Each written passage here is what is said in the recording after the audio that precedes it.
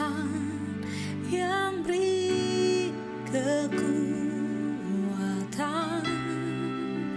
saat badai menerpa hidupku. Di dalam-Mu aku tenang, sebab janji-Mu setia bagiku.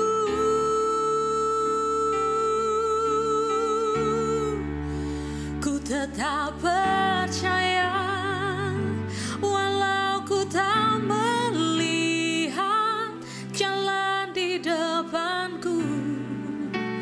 Tak pernah ku ragu, ku tetap menyembah apapun yang terjadi di dalam hidupku. Tak pernah ku ragu, ku tetap percaya.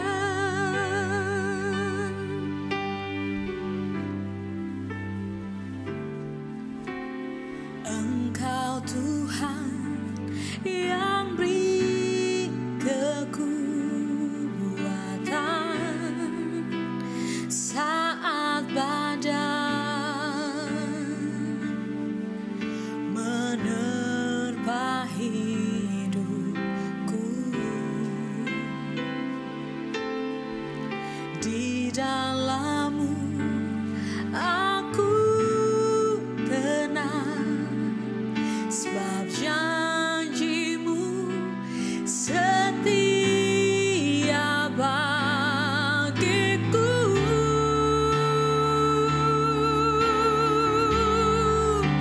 Ku tetap percaya walau ku tak melihat jalan di depanku. Tak pernah ku ragu, ku tetap menyembah apapun yang terjadi di dalam hidupku. Tak pernah ku ragu, ku tetap percaya.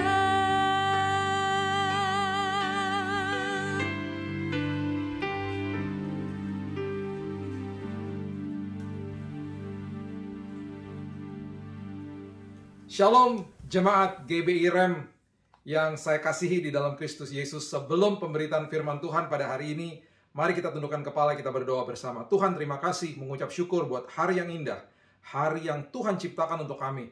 Kami percaya ada pesan khusus dari Tuhan dan Roh Kudus yang meneduhkan setiap hati kami, memberikan pengertian, pewahyuan yang dalam, supaya kami mengerti firman-Mu menjadi panduan dalam setiap langkah-langkah hidup kami dan juga memerdekakan hidup kami. Kami sambut firman kehidupan hanya di dalam satu nama, Yesus Kristus Tuhan dan Juru Selamat kami. Kami sudah berdoa dan mengucap syukur. Kita sama-sama katakan, amin. Bapak Ibu yang dikasihi Tuhan, pada kesempatan hari ini, kita akan membahas tentang apa yang sedang kita lewati bersama. Dan saya percaya bahwa setiap kali kita mendengar kebenaran, setiap kali kita menghidupi kebenaran, kebohongan iblis tidak akan mempan sama hidup ini. Ini menjadi misi saya seterusnya, bahwa setiap kali firman kebenaran disampaikan, saya terus berdoa bahwa kita semua, termasuk saya, kita tidak akan dapat dibohongi oleh kebohongan-kebohongan iblis. Oleh sebab itu, kita hidup di dalam kemenangan, bahkan kita sudah menang. Kita berdoa dan kita hidup di dalam Tuhan dari posisi yang sudah menang. Kita menghidupi hidup ini dari posisi di mana Tuhan sudah selesaikan semuanya di kayu salib. Betapa indahnya kasih Tuhan atas hidup ini. Ada 3 keluhan yang saya sering dengar di dalam musim sulit ini. Saya berkali-kali mendengar atau diminta untuk berdoa bagi orang-orang yang mengeluhkan bahwa mereka kehilangan pekerjaan, kehilangan income, dan yang paling sangat menyedihkan adalah kehilangan orang yang terdekat dengan dia, atau teman, kerabat, atau keluarga. Ini adalah sebuah kesedihan yang sangat gitu ya, dan kemudian menjadi sebuah belenggu akhirnya, karena ketika kita melewati kesedihan-kesedihan itu, kita tidak mengerti kebenaran firman untuk menjawab kebutuhan-kebutuhan itu. Itu sebabnya di dalam semua apapun permasalahan kehidupan, jawabannya ada di buku manual kita, yaitu Alkitab itu sendiri. Itu sebabnya menjadi kerinduan saya untuk selalu mau membongkar kebohongan-kebohongan iblis, supaya kita hidup di dalam kemerdekaan. Apa yang Alkitab katakan tentang kehilangan? Apa yang firman Tuhan beritahu kepada kita tentang kehilangan? Apa kunci yang menjadi jawaban ketika manusia mengatakan, saya kehilangan? Saya kehilangan pekerjaan, saya kehilangan income, saya kehilangan orang yang terdekat dengan saya karena meninggal. Kita harus mengerti prinsip dasar siapa identitas kita sebenarnya di dalam Tuhan sebelum kita bisa mengerti tentang kebenaran ini selanjutnya. Di kitab Kejadian pasal yang pertama ayat yang ke-28 dengan jelas firman Tuhan mengatakan Allah memberkati mereka. Lalu Allah berfirman kepada mereka, beranak cuculah dan bertambah banyak, penuhilah bumi dan taklukkanlah itu. Berkuasalah atas ikan-ikan di laut dan burung-burung di udara dan atas segala binatang yang merayap di bumi. Ya, jadi dengan jelas manusia pada awalnya yang saya sudah sering kali utarakan di dalam khotbah-khotbah saya bahwa manusia tidak pernah dikasih sorga di awal, manusia diberikan bumi untuk dikuasai. Kuasa tanpa otoritas tidak akan bisa dipakai. Manusia diberikan kuasa plus otoritas. Otoritas adalah hak menggunakan kuasa. Oleh sebab itu manusia diberitahu oleh Tuhan, diberikan kuasa dan otoritas untuk menaklukkan bumi, untuk menguasai bumi. Jadi itu adalah kuasa dan otoritas yang luar biasa. Kemudian manusia diminta oleh Tuhan betul-betul di dalam prinsip ini untuk mengelola bumi. Mengelola bumi. Mengelola apa? Mengelola yang menjadi miliknya Tuhan. Miliknya Tuhan. Itu harus kita camkan benar-benar, ya. Ada sebuah ayat lagi yang di dalam kitab Kejadian, di dalam proses kreasi ini yang meneguhkan manusia itu adalah pengelola. Kalau kita baca bersama-sama di Kejadian 2 ayat 4 dan 5 itu sangat jelas dikatakan bahwa demikianlah riwayat langit dan bumi pada waktu diciptakan. Ketika Tuhan Allah menjadikan bumi dan langit, belum ada semak apapun di bumi, belum timbul tumbuh-tumbuhan apapun di padang. Kenapa? Sebab Tuhan Allah belum menurunkan hujan ke bumi dan belum ada pengelola. Alkitab mengatakan belum ada orang untuk mengusahakan tanah itu. Belum ada orangnya, tumbuh-tumbuhan belum ada. Belum ada pengelolanya. Oleh sebab itu tumbuh-tumbuhan itu belum ada. Manusia dipanggil, diciptakan, salah satu fungsinya adalah sebagai pengelola, bukan pemilik.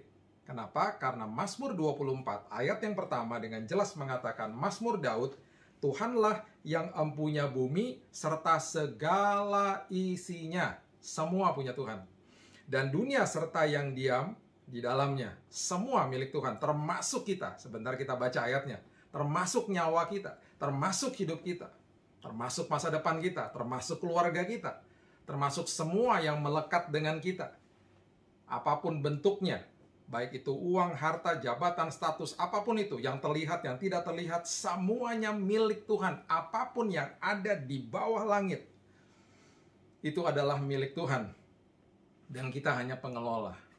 Nah, dengan kebenaran ini, kita harusnya sudah mengerti bahwa saya, dasar dari identitas saya, dan tugas fungsi tujuan hidup, dan tanggung jawab saya adalah sebagai pengelola. Coba camkan ini baik-baik. Manusia itu sebenarnya tidak bisa menciptakan. Jadi saya kurang setuju kalau ada kalimat yang mengatakan manusia menciptakan. Menciptakan teknologi apa, misalnya HP atau laptop atau mobil gitu ya. Lebih tepatnya manusia discover, menemukan atau innovate, ya. Bukan create. Karena yang bisa menciptakan hanya Allah Elohim. Nah, semua bahan baku daripada semua elektronik yang kita pegang semua kendaraan, mobil, dan apapun yang kita lihat di depan kita, semua teknologi-teknologi canggih, itu semua bahan bakunya sudah ada sejak awal, Bapak Ibu. Sejak awal. Jadi pertanyaannya, apakah HP yang saya pegang sekarang, yang secanggih sekarang ini, apakah bisa ditemukan misalnya, let's say 1000 tahun yang lalu? Bisa-bisa saja. Ditemukan misalnya 2000 tahun yang lalu. Bisa-bisa saja. Bisa-bisa saja. Tetapi manusia evolusi, pikiran, ya, kemampuan, kemudian daya pikirnya, mungkin IQ-nya dan lain sebagainya berevolusi. Tidak semua Tuhan biarkan langsung tahu segala-galanya. Makanya lebih tepat manusia menemukan logam ini, logam itu, semua bahan bakunya sudah ada, atau unsur itu dicampur jadi satu, diaduk, dimix, terjadilah apa, terjadilah itu gitu ya. Kemudian terjadilah sebuah barang, terjadilah HP, terjadilah laptop, terjadi mobil. Tapi semua bahan bakunya sudah ada. Tuhan sudah ciptakan sejak awalnya. Manusia terbatas. Nanti 10 tahun lagi akan ada teknologi yang lebih canggih. Yang bisa nggak kalau ditemukannya hari ini misalnya? Bisa-bisa saja. Tapi mungkin pikirannya manusia atau unsur-unsur ini belum ditemukan combination-nya atau kombinasinya gitu. Jadi itulah manusia penuh dengan keterbatasan karena apapun yang ada di bawah langit milik Tuhan. Ya. Matius maksud saya ayat yang ke-25 bicara soal talenta mengatakan Matius 25 ayat 14-15 mengatakan sebab hal kerajaan sorga sama seperti seorang yang mau bepergian ke luar negeri, yang memanggil hamba-hambanya dan mempercayakan hartanya kepada mereka. Yang seorang diberikan 5 talenta, yang seorang lagi 2, yang seorang lagi 1. Jadi ada yang dititipkan 5, 2, dan 1. Perhatikan kalimat ini. Saya sangat suka dengan kalimat ini. Ini yang kemudian juga membuktikan bahwa kita ini adalah pengelola. Masing-masing pribadi itu diberikan 5, 2, dan 1 menurut kesanggupannya. Kesanggupannya. Lalu ia berangkat. Lalu tuannya berangkat. Berarti, apapun yang melekat dengan kita, jangan pernah banding-bandingkan dengan orang lain. Karena apa? Berarti kemampuan saya hanya 1, atau 2, atau 5, atau 7, atau 10. Mengucap syukur, buktikan kepada Tuhan, jangan buktikan kepada orang lain. Karena apa? Ketika kita kelola dengan baik dan benar, nanti kita akan dipercaya perkara yang besar. Jadi jangan banding-bandingin dengan orang lain. Dengan itu saja kita sudah merdeka. Bahwa kita tahu bahwa saya adalah pengelola. Kalau kita merasa bahwa saya adalah pemilik, kita pasti akan banding-bandingkan dengan orang lain. Bahkan kita bisa minder. Aduh, dia punya lebih banyak. Aduh, kok saya begini, saya tidak seperti dia gitu. Jangan banding-bandingin dengan orang lain. Apapun yang masih kecil, ketika bermitra sama Tuhan jadi perkara besar. Ingat itu. Jadi perkara besar. Ya, saya selalu katakan, tongkat di tangan Musa nggak ada artinya kok. Ketika bermitra sama Tuhan, lautan terbelah. 5 roti dan 2 ikan bermitra sama Tuhan, ribuan orang makan. Batu dan umban ketika bermitra sama Tuhan, Goliat mati. Jadi hal-hal kecil nggak masalah, yang penting bermitra sama Tuhan. Bermitra dengan sang pemilik.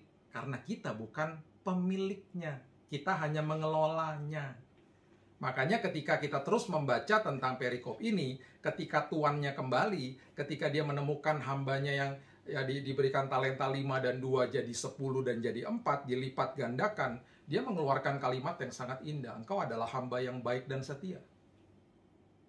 Tetapi hamba yang satu ini, karena dia mungkin mengeluh, karena dia mungkin merasa bahwa kenapa saya cuma dapat 1, yang lain dapat lebih banyak. Dia tidak kelola hidupnya dengan baik dan benar. Ada sebuah kata yang sangat keras dan tajam oleh tuannya, dikatakan engkau adalah hamba yang malas dan jahat. Jadi ini adalah semua dasar daripada firman Tuhan hari ini, bahwa kita ini adalah sebagai pengelola. Bahkan kehidupan kita pun, jiwa kita pun bukan punya kita. Galatia 2 ayat yang ke-20 dengan jelas mengatakan, namun aku hidup, ya, tetapi bukan lagi aku sendiri yang hidup, melainkan Kristus yang hidup di dalam aku. Dan hidupku yang kuhidupi sekarang di dalam daging adalah hidup oleh iman dalam anak Allah yang telah mengasihi aku dan menyerahkan dirinya untuk aku. Wow. Bahkan hidup saya, hidup kita ini bukan punya kita. Hidup saya bukan punya saya. Jiwa saya pun bukan punya saya. Luar biasa. Nah, dengan prinsip-prinsip ini, camkan kebenaran ini baik-baik. Catat kebenaran ini baik-baik di dalam hatimu. Kalau kita bukan pemilik, kalau kita hanya pengelola, kita berarti tidak bisa kehilangan apapun. Kalau kita bukan pemilik, kalau kita tidak memiliki sejak awalnya, berarti kita tidak akan pernah bisa kehilangan apapun. Pastinya ada yang bertanya kembali seperti tadi pertanyaan di awal. Pak, saya kehilangan pekerjaan. Pak, saya kehilangan income. Pak, saya kehilangan orang yang saya kasihi karena meninggal, karena sakit. Kita teruskan supaya kita dapat jawabannya dengan lebih jelas. Ya, sebelum kita teruskan, mari sama-sama membaca firman Tuhan dari 1 Timotius. Ayatnya yang ke 1 Timotius 6, ayat yang ke-5 dan ayatnya yang ke-6. 1 Timotius 6, ayatnya yang ke-5 sampai ayatnya yang ke-6. Firman Tuhan mengatakan begini, percekcokan antara orang-orang yang tidak lagi berpikiran sehat dan yang kehilangan kebenaran, yang mengira ibadah itu adalah suatu sumber keuntungan. Sumber keuntungan. Jadi, tadi kita sudah bicara bahwa kita adalah pengelola. Nah, ini masalahnya.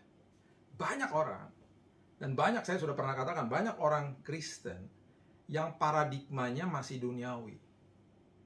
Jadi oleh sebab itu, ketika mendengar kebenaran-kebenaran seperti ini, simpan di dalam lubuk hatimu. Karena itu adalah sumber daripada kehidupan. Ya. Dengar, simpan dalam lubuk hatimu. Hidupi. Ya. Nah, banyak orang yang masih mengejar keuntungan dalam hidupnya. Ini adalah sebuah paradigma bahwa dia adalah pemilik. Hidupnya untuk keuntungan dia, bahkan dia jadikan ibadah untuk keuntungannya dia. Jadi kalau saya ikut ibadah online atau ibadah Zoom atau ibadah di dalam gedung gereja yang sudah buka misalnya, apapun itu bentuknya, atau saya melayani Tuhan, saya hidup taat, semuanya ada satu tujuan bahwa saya mau mendapatkan keuntungan pribadi bagi saya. Ini yang bahaya. Akhirnya kehidupan atau hubungan dengan Tuhan transaksional. Makanya banyak orang kecewa sama Tuhan. Karena Tuhan dijadikan sosok dewa.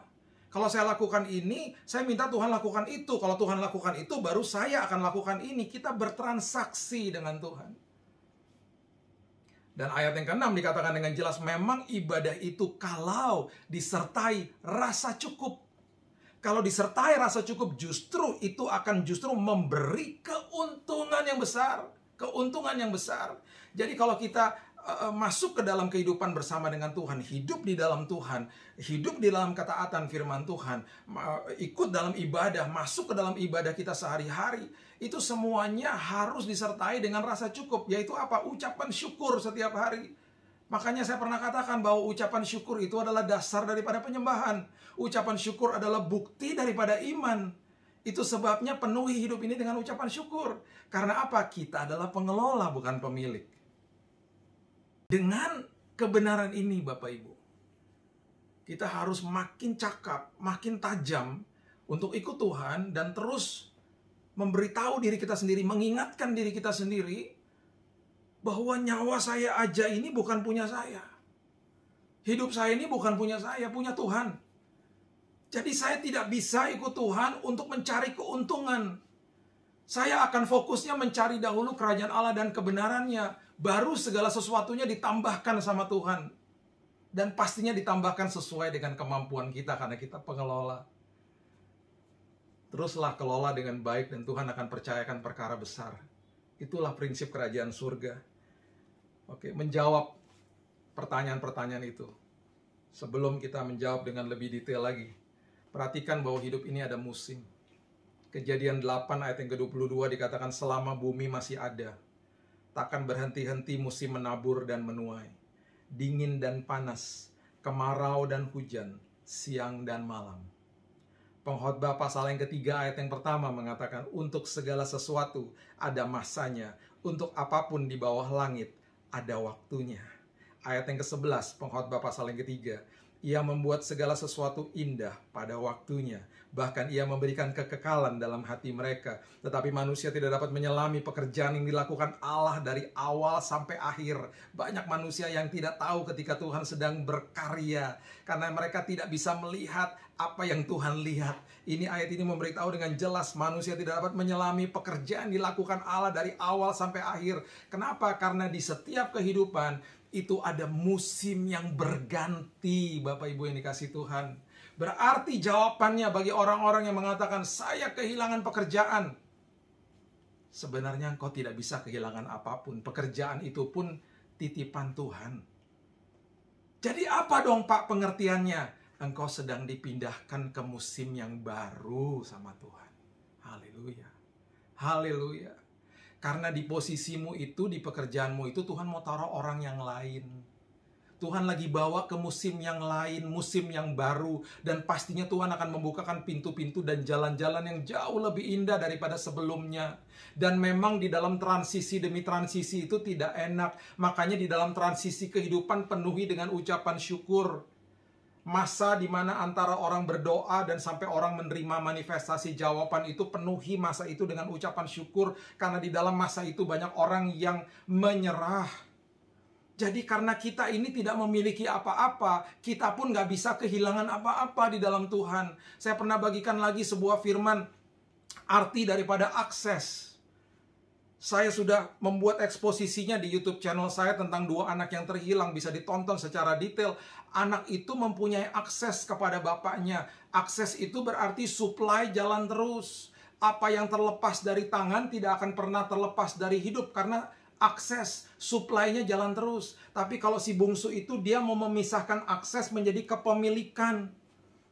Kalau kepemilikan itu berarti dia mau mengambil akses itu, dia mau menghancurkan hubungan akses itu, dan dia mau mengambil apa yang menjadi miliknya, kata firman Tuhan. Kemudian akhirnya dia berkekurangan. Karena yang terlepas dari tangan, terlepas dari hidup, nggak ada yang supply. Karena mau memiliki, mau punya saya. Makanya jangan ikut Tuhan untuk mencari keuntungan. Bukan. Ikut Tuhan karena dia terlebih dahulu mengasihi kita. Ikut Tuhan karena kita dipanggil untuk mengelola kehidupan. Ikut Tuhan karena kita diberikan tugas sama Tuhan dan tanggung jawab di dalam hidup ini.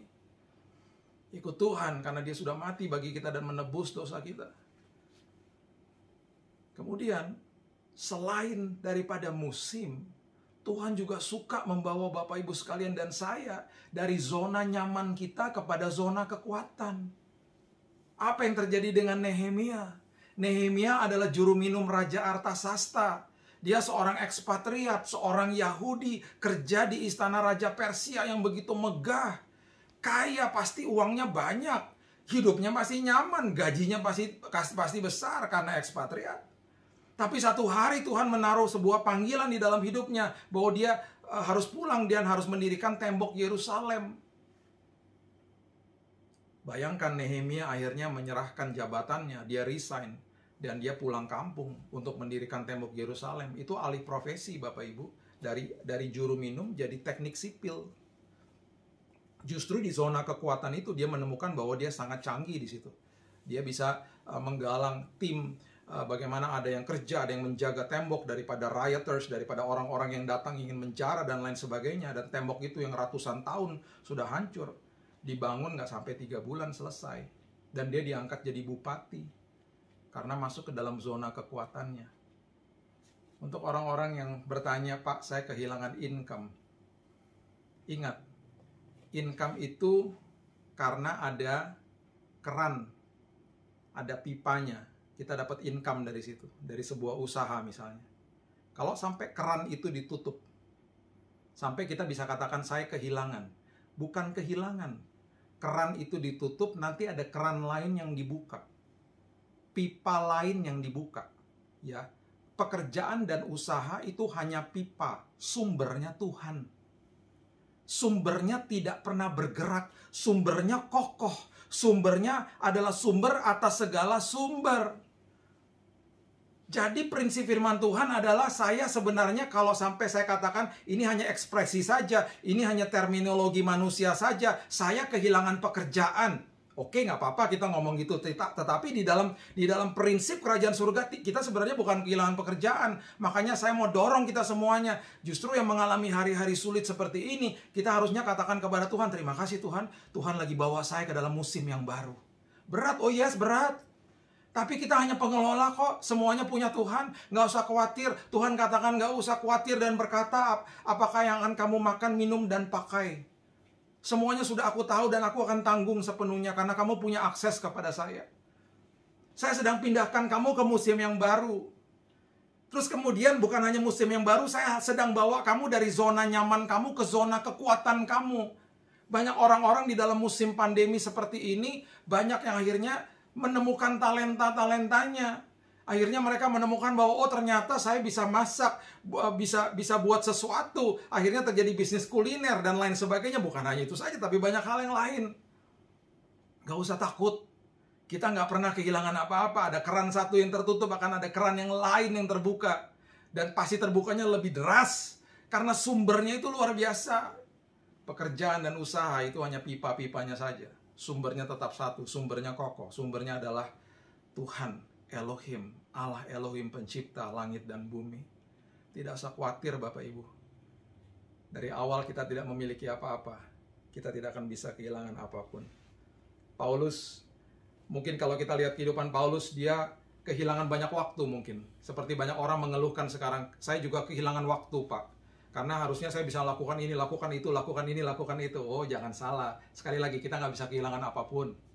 Paulus dibawa dari satu penjara ke penjara yang lain. Masuk pengadilan berkali-kali. Ini kalimat dia. Kisah Rasul pasal yang ke-26 ayat 21-22. Karena itulah orang-orang Yahudi menangkap aku di bait Allah dan mencoba membunuh aku. Tetapi oleh pertolongan Allah, aku dapat hidup sampai sekarang dan memberi kesaksian kepada orang-orang kecil dan orang-orang besar. Dan apa yang kuberikan itu tidak lain daripada yang sebelumnya telah diberitahukan oleh para nabi dan juga oleh Musa. Ya. Dan juga oleh Musa. Jadi di dalam peristiwa ini, di dalam proses ini, dia katakan begini, nggak masalah. Saya masuk penjara, saya berhadapan dengan imam besar, dengan gubernur, ya, dengan hakim gitu ya di dalam pengadilan. Saya punya kesempatan untuk bisa memberitahukan kabar baik, kabar keselamatan dari orang-orang kecil yang ada di jalanan yang saya ketemu dan orang-orang besar, maksudnya orang-orang yang berpengaruh. Dan kita bisa melihat dan membaca di firman Tuhan bahwa ada orang-orang seperti Felix, seorang gubernur dan lain sebagainya yang sangat kagum dengan firman Tuhan. Jadi Paulus katakan, nggak masalah. Kemanapun Tuhan bawa saya nggak pernah akan kehilangan waktu. Karena dimanapun, di tempat manapun, kairosnya Tuhan terjadi. Oh, jangan salah saat-saat seperti ini. Walaupun gedung gerejanya ditutup, banyak perkara besar terjadi. Tuhan sedang menggerakkan banyak orang, banyak misi yang terjadi, banyak orang yang memberkati Indonesia. Banyak orang yang bertobat. Karena banyak orang yang akhirnya mendengar kebenaran firman Tuhan. Walaupun dalam masa-masa sulit. Tuhan gak pernah salah. Waktunya Tuhan selalu indah. Waktunya Tuhan itu selalu dahsyat. Ya, selalu dahsyat. Kemudian kita masuk lagi ke dalam kebenaran yang satu ini. Ditulis di 1 Timotius 6 ayat yang ke-7. Dengan jelas firman Tuhan katakan, sebab kita tidak membawa sesuatu apa ke dalam dunia, dan kita pun tidak dapat membawa apa-apa keluar. Wow. Saya lahir nggak bawa apa-apa. Saya keluar dari rahim ibu saya, dikasih baju. Nanti ketika kita pulang ke rumah Bapak, jenazah kita dimandikan juga dikasih baju. Saya datang nggak bawa apa-apa. Kita semua datang nggak bawa apa-apa, pulang nggak bawa apa-apa. Memang kita adalah pengelola, bukan pemilik. Oleh sebab itu kita nggak bisa kehilangan apapun. Dan sebagai pertanyaan yang terakhir yang paling ekstrim, kehilangan seseorang yang dikasihi. Perhatikan kalimat ini. Matius 10 ayat 39. Barang siapa mempertahankan nyawanya, ia akan kehilangan nyawanya. Dan barang siapa kehilangan nyawanya karena aku, atau karena hidup di dalam aku, ia akan memperolehnya. Ingat bahwa kematian sudah dikalahkan. Ingat bahwa kematian sudah ada di telapak kaki Tuhan. Kematian tidak lagi berkuasa atas manusia karena ada kuasa kebangkitan. Di detik kita menutupkan mata di bumi ini, di detik itu pun juga kita bangkit di pangkuan Bapa di surga. Oleh sebab itu, firman Tuhan mengatakan begini di 1 Tesalonika 4 ayat 13-14. Selanjutnya, kami tidak mau saudara-saudara bahwa kamu tidak mengetahui tentang mereka yang meninggal, supaya kamu jangan berduka cita seperti orang-orang lain yang tidak mempunyai pengharapan. Karena jikalau kita percaya bahwa Yesus telah mati dan telah bangkit, maka kita percaya juga bahwa mereka yang telah meninggal dalam Yesus akan dikumpulkan Allah bersama-sama dengan Dia.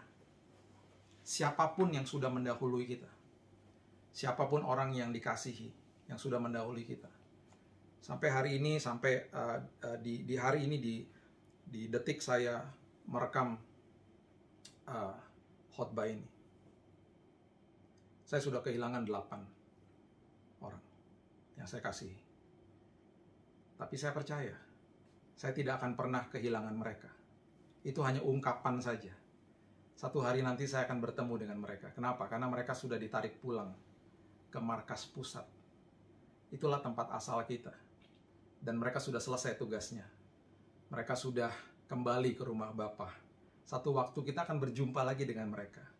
Jadi sampai kepada kematian pun kita tidak akan pernah bisa kehilangan. Kita tidak akan pernah bisa kehilangan nyawa kita, karena kita akan bangkit di pangkuan Bapa, kita sudah dijamin kehidupan kekal, dan kita juga tidak akan pernah bisa kehilangan orang-orang yang kita kasih, karena satu hari nanti kita akan berjumpa lagi dengan mereka. Saya mengerti kalau kita sedih, saya pun sedih. Saya memerlukan 2 tahun untuk melewati masa duka saya ketika ayah saya meninggal di tahun 2010. Gak apa-apa menangis, it's okay. Bahkan Yesus pun menangis ketika Lazarus meninggal. Dia menangis. Firman Tuhan dengan jelas dikatakan di Yohanes 11 ayat 35, ayat yang sangat simpel dan sederhana dan singkat. Maka menangislah Yesus. Dia tahu rasanya. Karena kita miss that person. Kita kangen sama orang itu nggak ada lagi di tengah-tengah kita. Karena dibawa pulang sama Tuhan. Dan Tuhan tahu kita kangen sama mereka. Tuhan tahu, Tuhan mengerti hati kita. Makanya dia menangis. Secara manusia dia menangis. It's okay. Gak apa-apa untuk berduka. Tetapi kabar baik bagi kita. Kita tidak akan pernah kehilangan orang-orang yang meninggal di dalam Tuhan. Karena satu hari kita akan berjumpa dengan mereka. Amin, haleluya. Tuhan baik, Tuhan luar biasa. Firman Tuhan pasti meneguhkan kehidupan kita dan membawa kita kepada kemerdekaan. Hanya satu kehilangan sebagai penutup yang kita bisa kehilangan. Hanya satu, Bapak Ibu. Hanya satu.